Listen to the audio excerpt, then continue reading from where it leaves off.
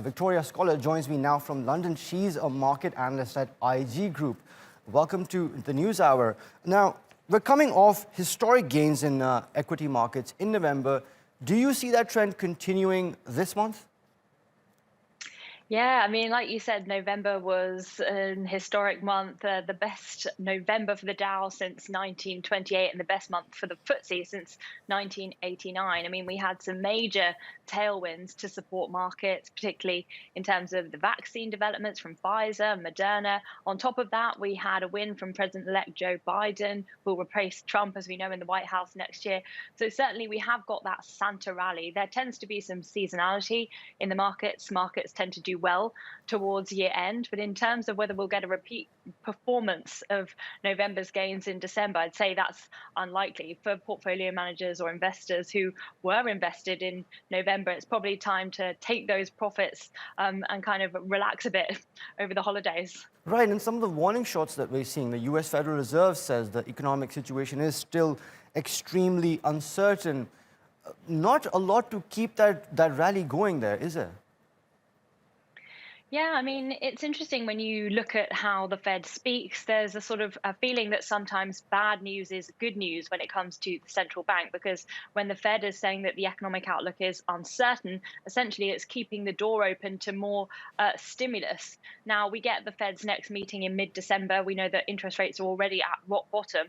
There's not that much further down that they can go. So potentially Powell was signaling to Washington the need for more fiscal stimulus and that monetary policy alone isn't quite enough. But we could get some tweaks to its asset purchase program. But it looks as though interest rates are going to remain near zero for a significant amount of time, at least until we see employment pick up again and inflation pick up again. I think basically Powell is making the point that, yes, we do have a potential vaccine on the horizon, but there are a lot of hurdles still to get over. There are still some challenges before we see the widespread implementation. Now, I want to draw your attention to oil. A little earlier this year, around July, we had those flash crashes in oil prices, right? When there was all of this uncertainty over supplies. And now it seems like OPEC Plus is once again having trouble extending those supply cuts. What are we expecting from the oil market? How does that sort of impact all the other markets?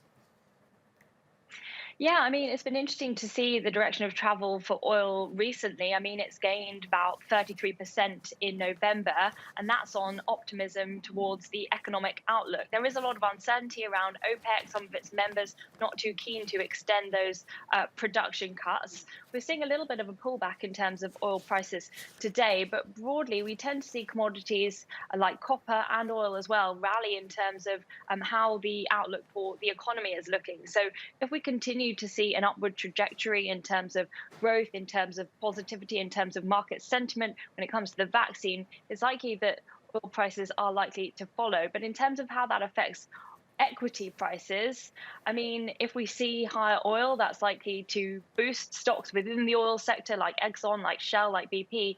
But higher oil does have a dampening effect for companies that have oil as one of its key costs, like airlines or travel companies. So it is a bit of a complex picture. Oil has been range trading for some time now. It looks as though we could be breaking out on the upside. And that could perhaps drive some sort of sector rotation there, but we'll follow that as it goes. Thank you so much, Victoria Scholar.